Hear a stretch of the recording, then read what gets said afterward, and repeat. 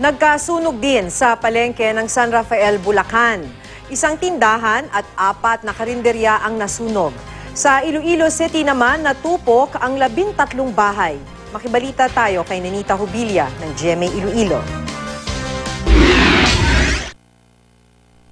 Sa loob lang ng 30 minuto, natupok ang 13 bahay sa Iloilo City. Hindi pa natutukoy ang sanhi ng apoy na nagsimula sa isang bahay. Dahil gawa sa light material sa mga bahay, mabilis kumalat ang sunog. Wala namang nasaktan. Dinala muna ang mga nasunugan sa isang daycare center at gym. Nabigyan na sila ng tulong ng GMA Iloilo at GMA Kapuso Foundation. Nasunog naman ang damuhan malapit sa mga bahay at isang paaralan sa General Trias, Cavite.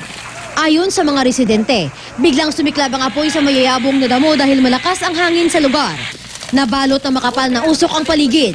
Wala namang nasaktan sa insidente.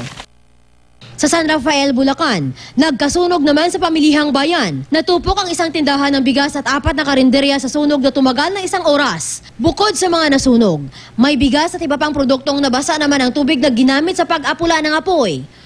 Ayon sa mga bombero, kung hindi problema sa linya ng kuryente, posibleng naiwang kalan ang pinagmula ng sunog.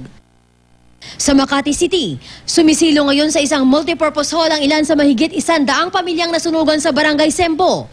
Karamihan sa mga nasunugan, informal settlers umano. Binigyan na sila ng DSWD ng pagkain, kumot at iba pang pangangailangan. Bibigyan din daw sila ng financial assistance. Yan ay kung hindi na sila babalik sa nasunog na lugar at uuwi na sa kani-kanilang probinsya. Nenita Jubilia, Nagbabalita, Pilipinas.